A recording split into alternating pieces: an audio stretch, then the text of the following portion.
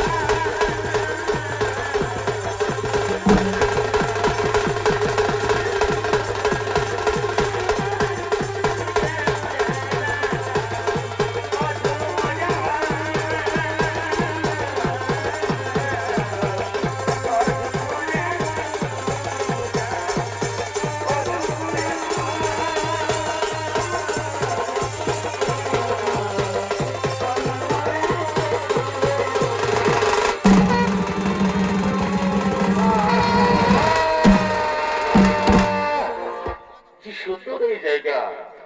এই জায়গায় আমার আরাধ্য দেবতা ব্রহ্মদেবের আরাধনা করার একমাত্র স্থান। দাদা, আর আমি বিলম্ব করবো না, আমার আরাধ্য দেবতা ব্রহ্মদেবের আরাধনা এখনই আমি শুরু করবো এই নির্জন জায়গায়। ও ব্রহ্মদেবায় নমঃ, ও ব্রহ্মদেবায় নমঃ, ও নমঃ, ও ব্রহ্মদেবায় নমঃ, ও হেতাশ্চন্দ্রদেবায় নমঃ, ও সেই দেখো মেঘনাথ, আমি কে এসেছি তোমার আরাধনায়। আমি ব্রহ্মলোকে থাকতে না পেরে ছুটে এসেছি তোমার সম্মুখে, শুধু একটিবার তুমি আমার দিকে চেয়ে দেখো। কে ভাই মেঘনাথ? মেঘনাথ এই যে আমার আরাধ্য দেবতা প্রভু ঋষি প্রজাপতি এসেছেন, এসেছেন প্রভু। এই অধৈর ডাকে সাড়া দিয়ে এসেছেন। এই অধম সন্তানের শতকোটি প্রণাম গ্রহণ করুন প্রভু। মেঘনাথ, বলো মেঘনাথ, আর তুমি কি বলছাও? আর তুমি যাহা চাইবে তাহাই আমি তোমাকে করিব প্রদান। বলো তুমি কি বলছাও? ভগবানের দেবতা, ভগবান ঋষি প্রজাপতি সৃষ্টিকর্তা, সত্যি যদি আপনি আপনাকে ভোট দিতে চান তাহলে দিন, তাহলে দিন সেই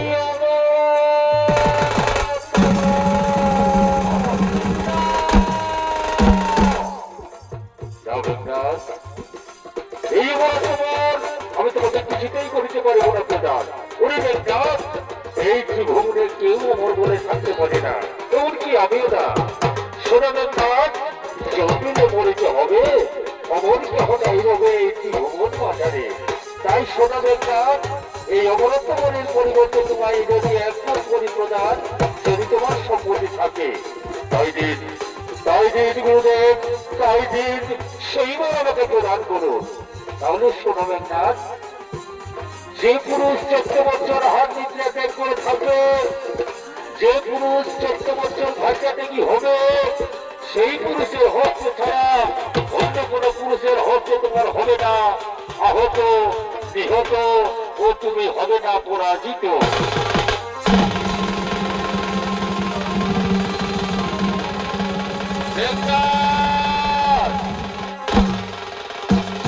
তুমি এই বলেই সন্তুষ্ট আছো তো মেঘনাথ? হে প্রভু, আমি এই বলেই সন্তুষ্ট আছি প্রভু, আমি এই বলেই সন্তুষ্ট আছি। তাহলে শোনো মেঘনাথ, এখন আমি আছি মেঘনাথ, এখন আমি আছি, এখন আমি আছি।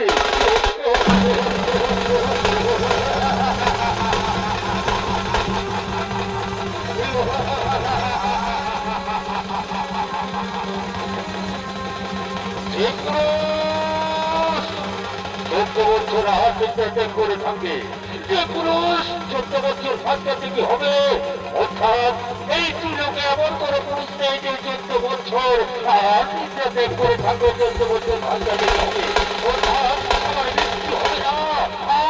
আমি ও যেও, আমি এই পৃথিবীকেও যেও, কেউ আমার মৃত্যুবরণ করাতে পারবে না। কিন্তু আমার পরম শত্রু, প্রধান শত্রু ওই দেবরাজিন্দ্র, দেবরাজিন্দ্রকে যুদ্ধ পরাজিত করে তাকে আমি বন্দি করে নিয়ে যাবো লঙ্কা রাজপ্রাসাদে। দেবরাজিন্দ্র,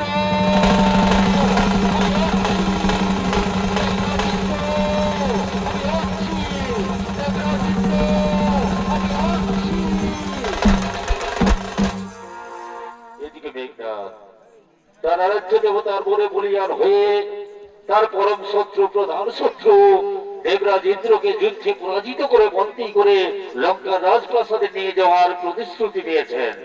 আর এদিকে দেবরাজ ইন্দ্র সমস্ত দেবতাকে সঙ্গে করে নিয়ে আসছেন তার এই রাজসভায়।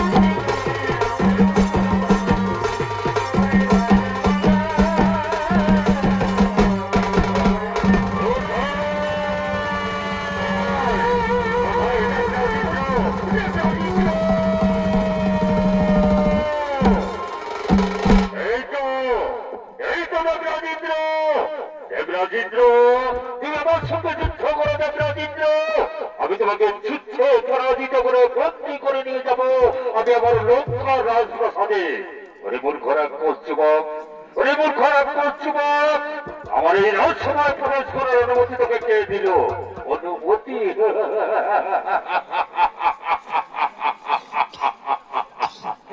তুমি আমাকে হাসালে দেবরাজেন্দ্র, তুমি আমাকে হাসালে। এই রাক্ষস যুবকের অনুমতি প্রয়োজন হয় না। দেবরাজেন্দ্র, তুমি আমার সঙ্গে যুদ্ধ করো, তোমাকে আমি যুদ্ধে পরাজিত করে বন্দি করে নিয়ে যাবো লঙ্কার রাজপ্রাসাদে। তবে তাই হোক রাক্ষস যুবক, তাই হোক। শুনো দেবগণ, সমস্ত দেবতা একত্রিত হয়ে এই রাক্ষস যুবকের উপর ছাপিয়ে পড়ো, আর এই রাক্ষস যুবককে যুদ্ধে পরাজিত করে আমার অন্ধকার করো।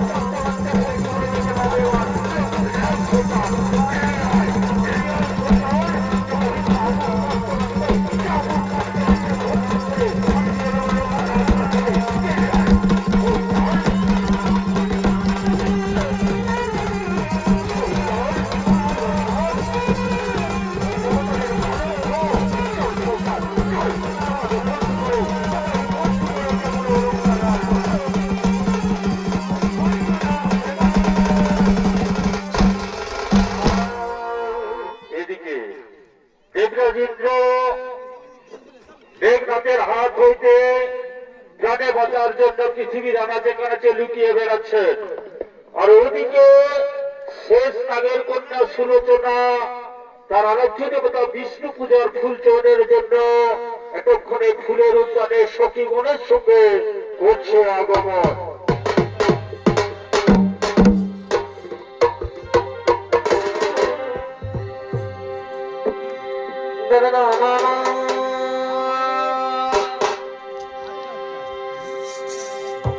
ফেসবুকেতে পয়লা দেখা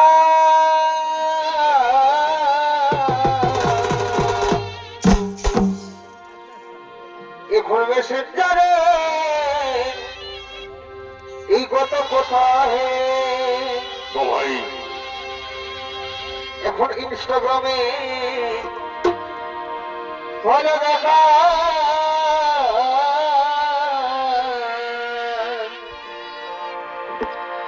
এখন মেসেঞ্জারে এই কত কথা হে এখন মনে মনে এখন মনে মনে এই মন গেল বেশে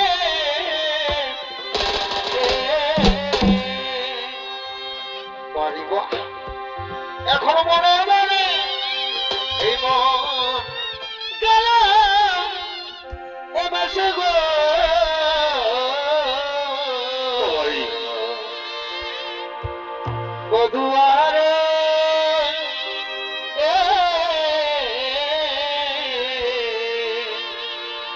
ভালোবাসা ডুবি ডুবি আসে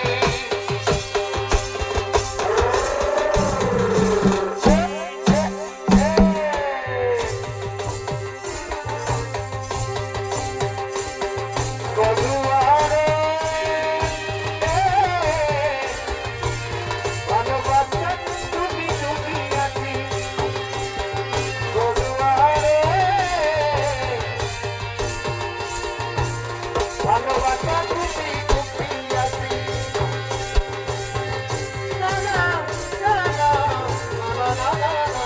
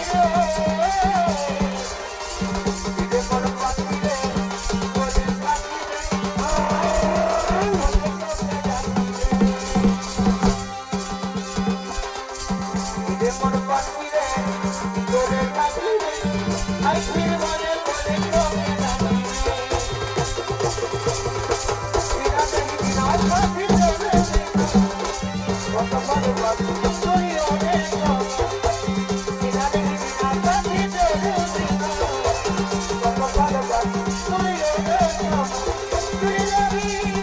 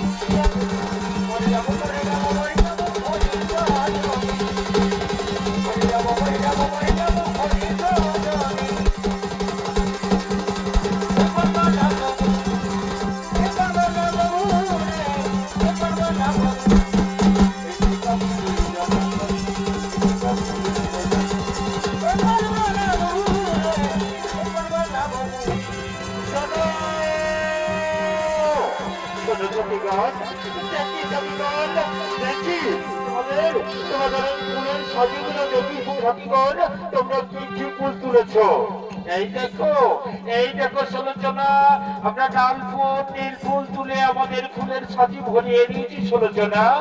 শোনো সখীগণ, আমার এখনো অনেক ফুল তুলতে বাকি আছে আমার আরাধ্য দেবতার। তাই আমি আমার আরাধ্য দেবতার ফুল তুলে আমি আমার এই ফুলের সাজি ভরিয়ে তারপর আমি বাড়িয়ে যাবো সখীগণ। তোমরা তাহলে এখন বাড়ি যাও সখীগণ, তোমরা তাহলে এখন বাড়ি যাও। তাই হবে সুলোচনা, তাই হবে। এখন আমরা বাড়ি যাই সুলোচনা।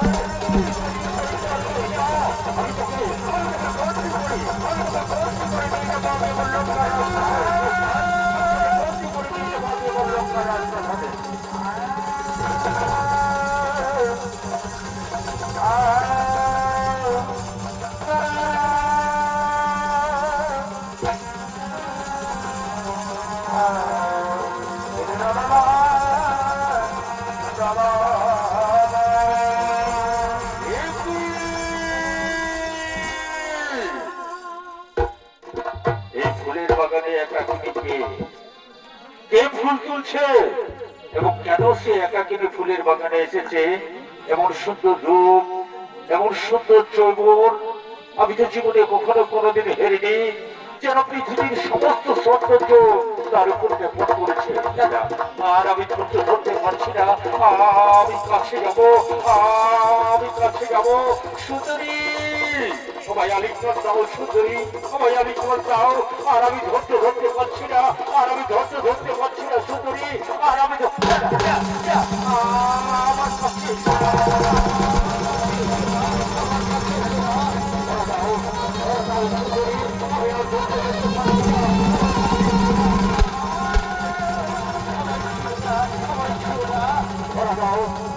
সুন্দরী, আমি ধরতে পারছি না সুন্দরী। ধরা দাও, ধরা দাও।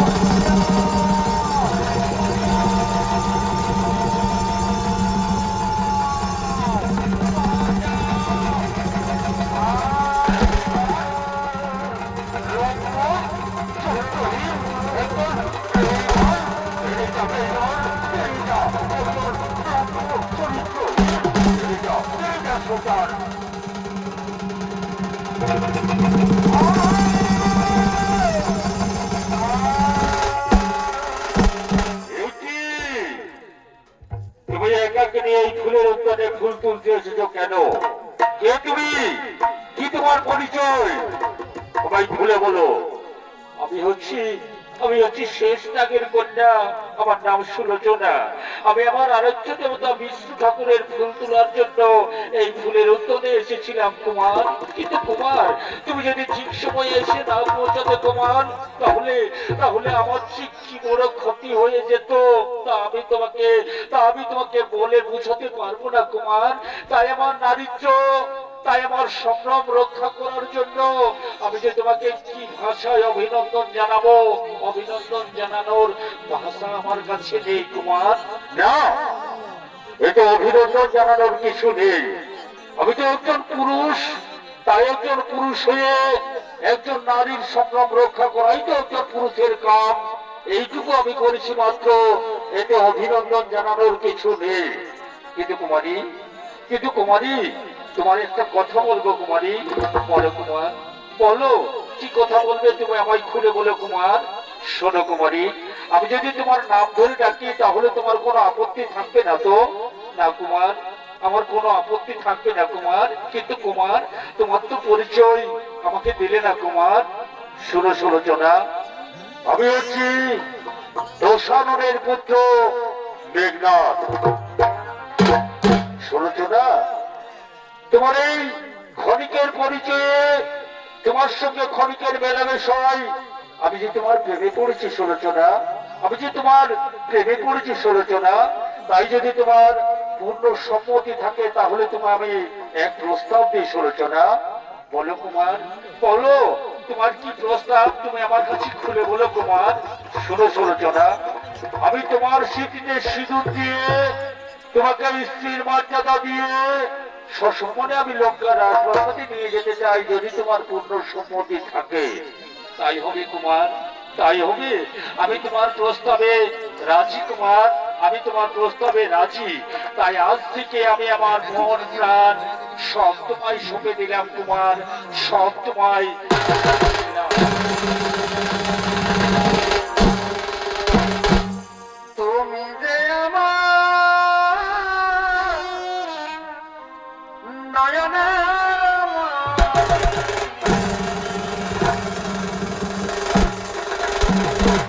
তুমি যে আমার নয়নের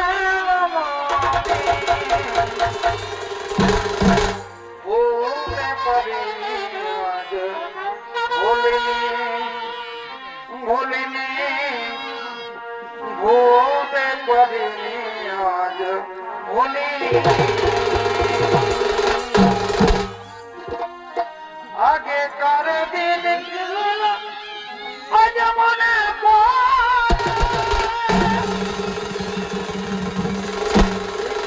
বলিব তোমায় ভালোবাসি তো। তুই যে আমার পূর্ণিমার চাঁদ, তুই যে আমার পূর্ণিমার চাঁদ, আজ পর রজনী ভুলতে পারিনি আজ, ভুলিনি ভুলিনি ভুলিনি ভুলতে পারিনি আজ,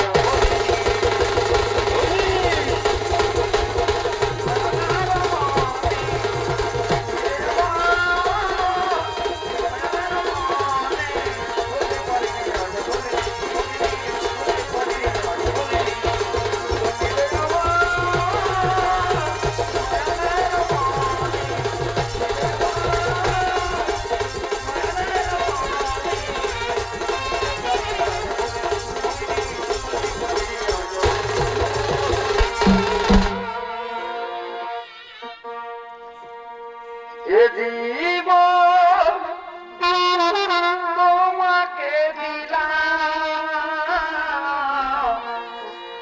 ও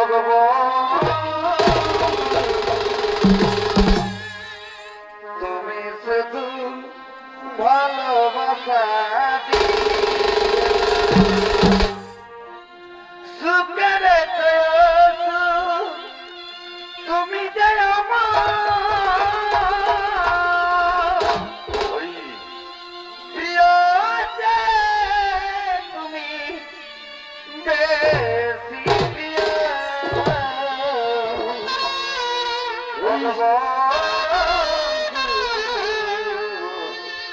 তুমি শুধু ভালোবাসা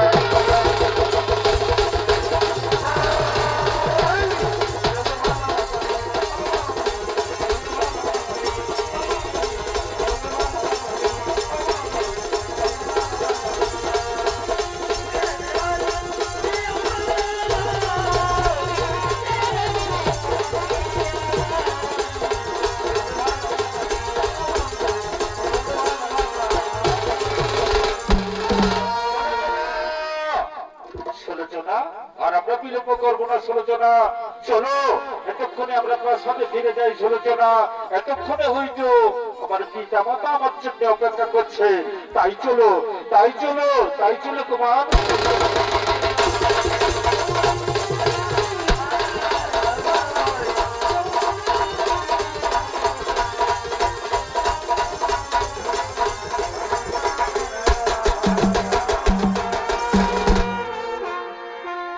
এদিকে মেঘনাথ সুলোচনাকে স্ত্রীর মর্যাদা দিয়ে সসম্মানে লঙ্কার রাজপ্রাসাদে নিয়ে গেলেন। আর ওদিকে সীতা উদ্ধারের কারণে লঙ্কার রণভূমিতে রাম লক্ষ্মণের ভীষণ যুদ্ধ বেঁধে উঠেছে লঙ্কার রাজা রাবণের সঙ্গে। আর এই যুদ্ধে লঙ্কার অনেক বড় বড় বীর রাম লক্ষ্মণের হাতে হয়েছে আহত, নিহত ও পরাজিত। তাই আজকে লঙ্কার রণভূমিতে কে আসবে যুদ্ধ করতে, এই সোলা পরামর্শ করার জন্য রাম লক্ষ্মণ বিভীষণ ও হনুমান এতক্ষণে শিবিরে করছে আগমন।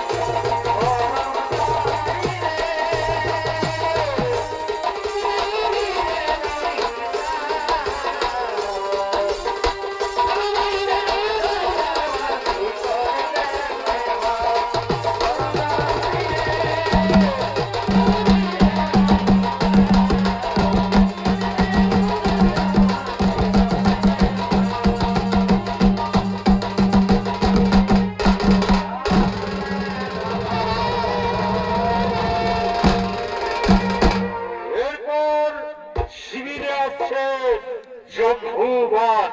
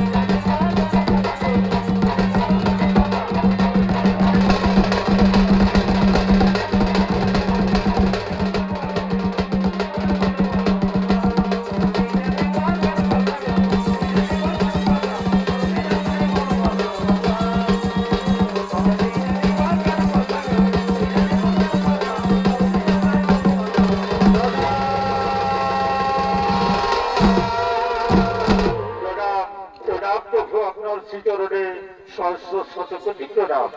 আয়ুষ্মান ভব, দীর্ঘজীবী হও। মিত্র বিভীষণ, মিত্র বিভীষণ, আজ লঙ্কার কোন বীর আছে আমাদের সঙ্গে যুদ্ধ করতে এই রণভূমিতে? প্রভু, প্রভু, লঙ্কার যে বীর আজকে আমাদের সঙ্গে যুদ্ধ করতে আসবে লঙ্কার রণভূমিতে, সে হচ্ছে এক লঙ্কার অতর্কিত বীর, সে হচ্ছে এক লঙ্কার অস্তবর স্তম্ভ। এই কি মিত্র বিভীষণ? লঙ্কার অনেক বড় বড় বীর আমার হাতে হয়েছে নিহত, আহত, পরাজিত, এখনো লঙ্কার স্তম্ভ বেঁচে আছে। হে প্রভু, এখনো লঙ্কার স্তম্ভ বেঁচে আছে প্রভু। এক যুদ্ধে সেই মেঘনাদ দেবরাজ ইন্দ্রকে যুদ্ধে পরাজিত করে বন্দী করে লঙ্কা রাজপ্রাসাদে নিয়ে এসেছিল প্রভু। সেই তখন থেকে সে ইন্দ্রজিৎ নামে খ্যাত। কিন্তু মিত্র, আজের যুদ্ধে হবে তার শেষ যুদ্ধ মিত্র। আজের যুদ্ধে আমি তাকে বীর গতি প্রাপ্ত করাবো। না প্রভু, না, তা হয় না প্রভু, তা হতে পারে না। কারণ আপনার দ্বারা সেই কাজ কখনো কোনো ভাবে সিদ্ধ হতে পারে না প্রভু। সে হচ্ছে ব্রহ্মার বর প্রাপ্ত প্রভু। যে পুরুষ 14 বছর আহার নিদ্রা ত্যাগ করে থাকবে, যে পুরুষ 14 বছর ভাজ্যা থেকে হবে, সেই পুরুষের হস্তে ছাড়া অন্য কোন পুরুষের হস্তে সে হবে না হত নিহত পরাজিত। অর্থাৎ একমাত্র মেঘনাথকে যুদ্ধে পরাজিত করতে পারে তার একমাত্র উপযুক্ত পাত্র হলো ভাই লক্ষণ। আরো শুনুন প্রভু, আরো শুনুন। আজ মেঘনাথ যুদ্ধে যাওয়ার আগে যাবে সেই নিকুম্বিরা মন্দিরে যজ্ঞ করতে। আজ যদি তার যজ্ঞ সম্পন্ন হয় তাহলে তাকে পরাজিত করা মহা কঠিন হয়ে যাবে প্রভু, তাকে পরাজিত করা মহা কঠিন হয়ে যাবে। কিন্তু মিত্র, কিন্তু মিত্র, এখন কি হবে উপায় মিত্র? সেই নিকুম্বিরা মন্দিরের পথ তো আমরা কেউ চিনি না মিত্র। তাহলে কেমন হবে, কি উপায় আমরা সেই নিকুম্বিরা মন্দিরে পৌঁছাবো? প্রভু, তার জন্য আপনি কোনো চিন্তা করবেন না প্রভু, তার জন্য আপনি কোনো চিন্তা করবেন না। সেই নিকুম্বিরা মন্দিরের পথ আমি চিনি প্রভু, এবং খুব কম সময়ের মধ্যে আমি নিকুম্বিরা মন্দিরে নিয়ে যাব ভাই লক্ষণকে। আপনি শুধু আমার সঙ্গে ভাই লক্ষণকে ওই নিকুম্বিরা মন্দিরে যুদ্ধে যাওয়ার একটা দিন। তাই হবে মিত্র, তাই হবে। ভাই লক্ষণ, যাও ভাই, তুমি মিত্র বিভীষণ, হনুমান, শম্ভুমান আর ওই মানুষরা নিয়ে নিকুম্বিরা মন্দিরে যাও ভাই, সেই মেঘনাথকে করিতে বল। তাই হবে দাদা, তাই হবে। তুমি আমায় আশীর্বাদ করো দাদা, তুমি আমায় আশীর্বাদ করো, যেন আমি ওই মেঘনাথের রণে জয়ী হয়ে অক্ষত থেকে যেন আমি আবার তোমার শিবিরে ফিরে আসতে পারি। যাও ভাই, তোমার মনস্কামনা পূর্ণ হোক ভাই, তোমার মনস্কামনা পূর্ণ হোক। আমার আশীর্বাদ তোমার সঙ্গে থাকবে।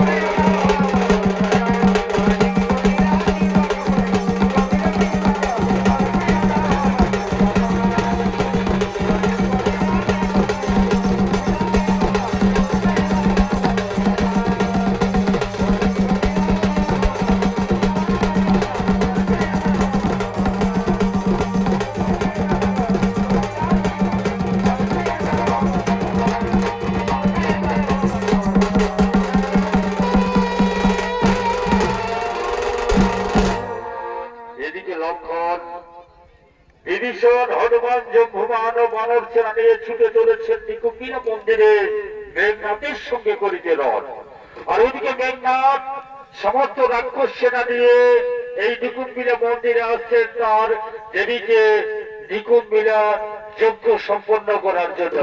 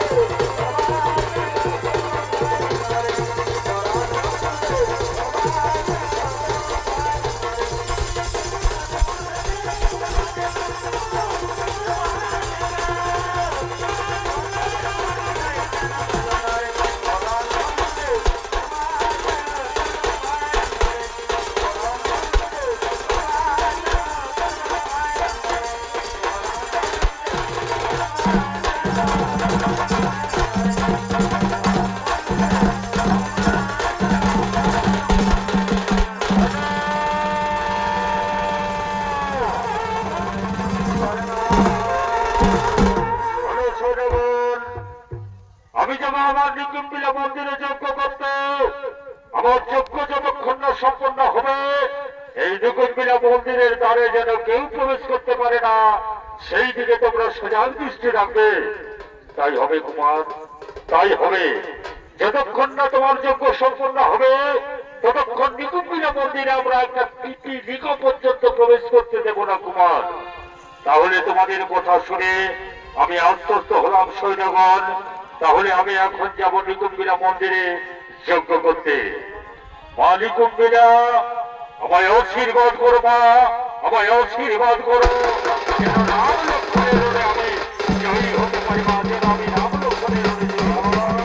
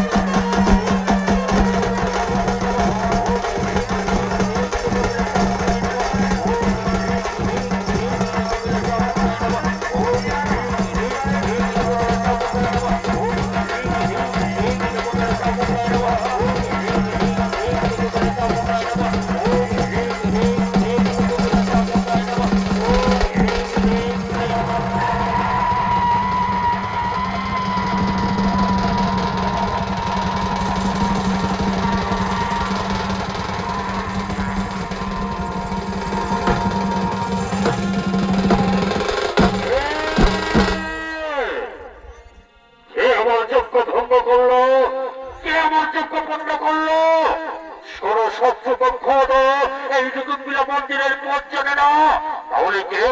তাহলে কে? মেঘনাদ, যুদ্ধ করো মেঘনাদ, তুমি আমার সঙ্গে যুদ্ধ করো মেঘনাদ। কে?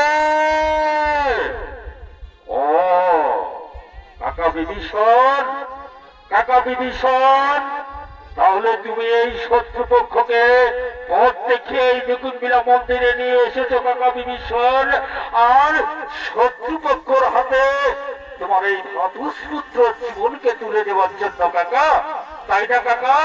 কাকা, এতদিনে আমি দেশদ্রোহী দেখেছি কাকা, এতদিনে আমি ভ্রাতৃদ্রোহী দেখেছি কাকা, কিন্তু ভ্রাতুষ্পুত্র দ্রোহী দেখিনি কাকা। বাহ কাকা, বাহ বাহ বাহ বাহ কাকা, তাহলে তুমি এই সেই ঘোর শত্রু বিভীষণ কাকা, তাই না কাকা?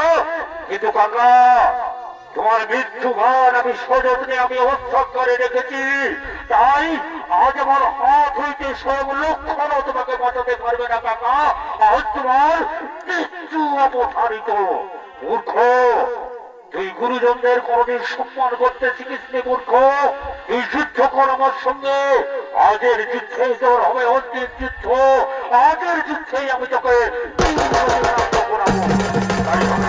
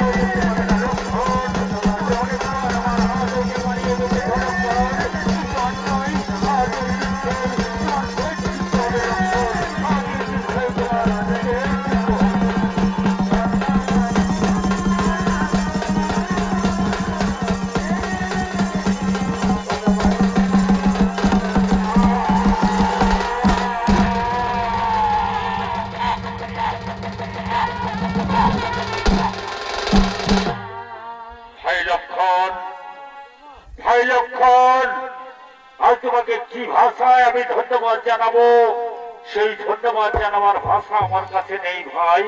তুমি ছাড়া ওই মেঘনাথকে কেউ পরাজিত করতে পারতো না ভাই, এবং কেউ নিহত করতে পারতো না। তাই তোমাকে কি বলে আমি অভিনন্দন জানাবো, অভিনন্দন জানানোর ভাষা আমার কাছে নেই ভাই। চলো ভাই, আর আমরা বিলম্ব করবো না ভাই, আমরা এতক্ষণে শিবিরে ফিরে যাবো। প্রভু হয়তো আমাদের জন্য অপেক্ষা করছে। তাই চলো দাদা, তাই চলো।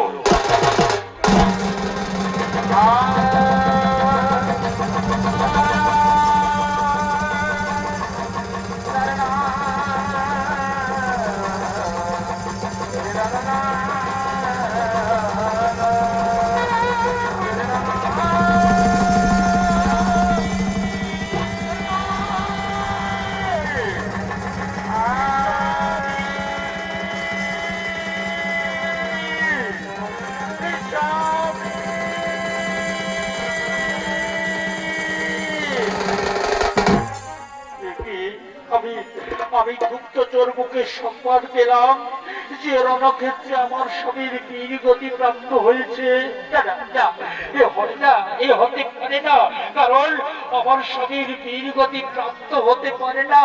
আমার স্বামীর বীরগতি প্রাপ্ত করাবে এই ত্রিভুবনে, এই ত্রিভুবনে এমন কোন বীর নেই যে তার হাতে আমার স্বামীর বীরগতি প্রাপ্ত। তবে কি তবে কি তবে কি গুপ্তচর আমায় মিথ্যে সংবাদ দিল? না না না, এ হয় না, হতে পারে না। গুপ্তচর কখনো মিথ্যে সংবাদ আমাকে দিতে পারে না। তবে তবে যুদ্ধে যাওয়ার আগে আমার স্বামী বলে গিয়েছিল, সুলোচনা, যদি রণক্ষেত্রে আমার বীরগতি প্রাপ্ত হয় তাহলে আমার কাটা হাত আস্তে আস্তে করে তোমার কাছে পৌঁছে যাবে সুলোচনা। তখন তুমি আমার ওই কাটা হাত থেকে বুঝতে পারবে যে রণক্ষেত্রে আমার আমার বীরগতি প্রাপ্ত হয়েছে। তবে তাহলে তাহলে যদি আমার স্বামীর বীরগতি প্রাপ্ত হয়ে থাকে, তাহলে আমার আমার স্বামীর কাটা হাত কোথায়? কই, আমার স্বামীর কাটা হাত তো আমার কাছে এলো না। না, এ আমি বিশ্বাস করি না, এ আমার বিশ্বাস হয় না। আমার স্বামীর আমার স্বামীর আমার স্বামীর বীরগতি প্রাপ্ত হতে পারে না। কিন্তু ও কি যেন আমার দিকে একটু একটু করে এগিয়ে আসছে। তবে কি তাহলে আমার স্বামীর কাটা হাত? না না না, আমি একটু এগিয়ে যাই। না!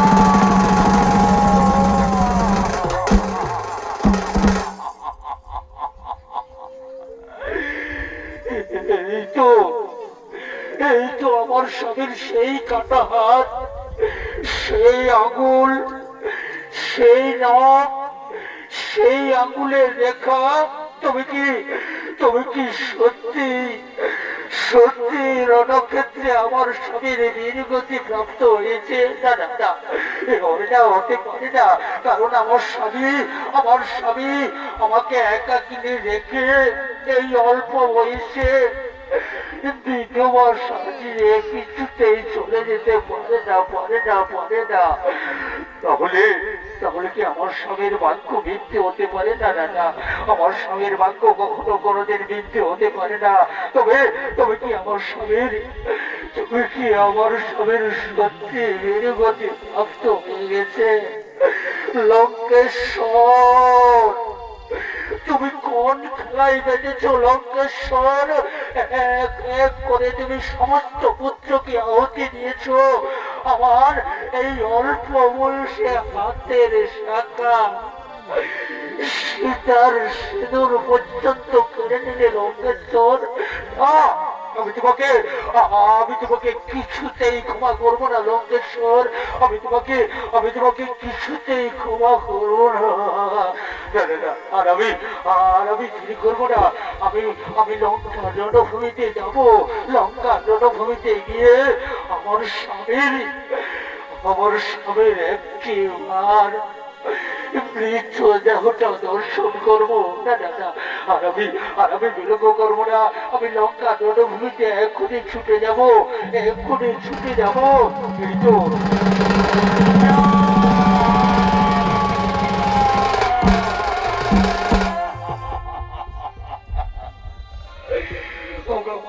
স্বামী দেবতা, আমার স্বামী দেবতা, শুধু একটিবার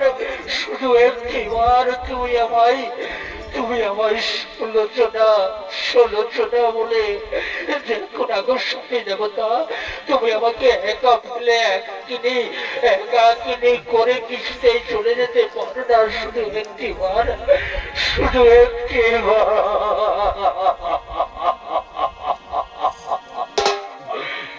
হায় বিধি বিকটিনী।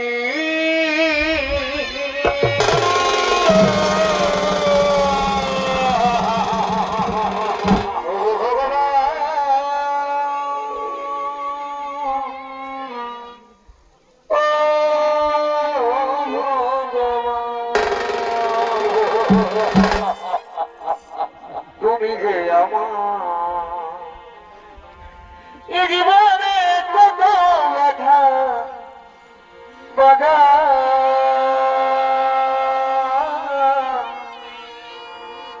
আরো কত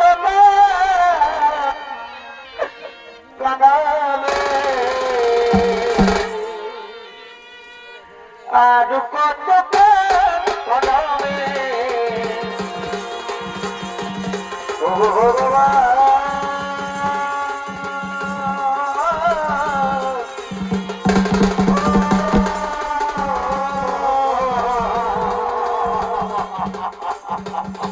জীবনে কত বেদনা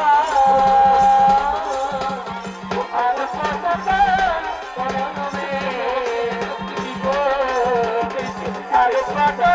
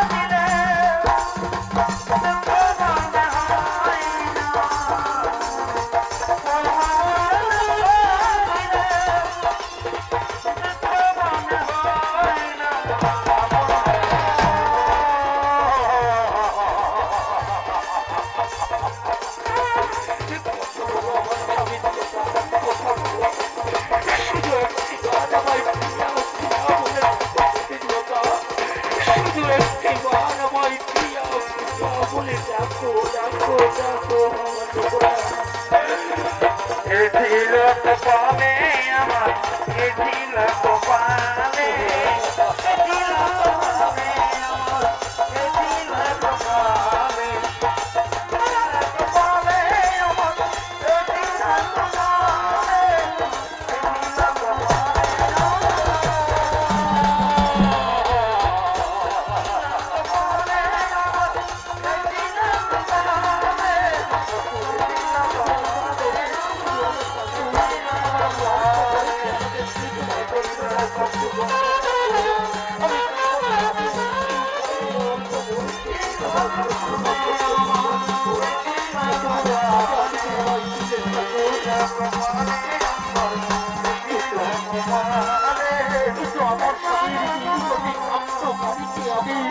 আমি দেখতে পাচ্ছি না কেন শুধু একটিবার চোখের দেখাতে দেখতে চাই কে আমার স্বামীর নির্গতি প্রাপ্ত করিয়েছে শুধু একটিবার আমি দেখতে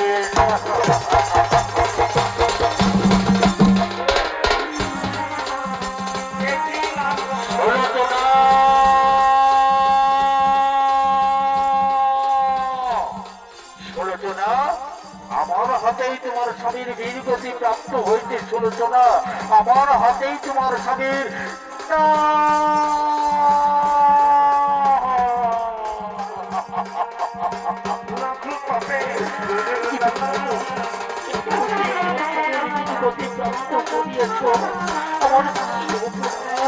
আমি তোমার চরণে কি অন্যায় করেছিলাম যে আমার স্বামীর তুমি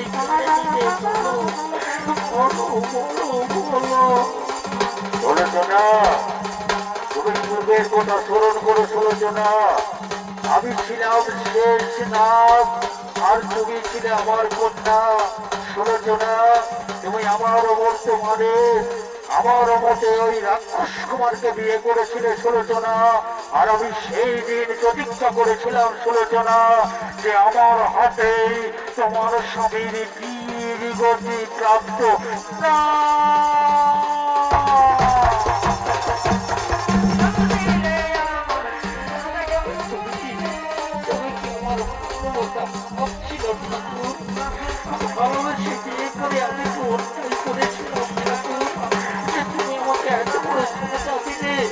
তুমি আমাকে এত বড় শাস্তি দিলে বলো না কি উপায় নেই সুলোচনা, এ হলো পূর্বজন্মের ফল, তাই তোমাকে ভোগ করতেই হবে সুলোচনা, তাই তোমাকে ভোগ করতেই হবে। হনুমান, হনুমান, যাও হনুমান, ওই মেঘনাথের মৃতদেহ সুসম্মানে তোমরা লঙ্কা রাজপ্রাসাদে পৌঁছে দাও। ওই মৃতদেহর কোনো অসম্মান যেন না হয়। তাই হবে, তাই হবে ঠাকুর, তাই হবে। আমরা ওই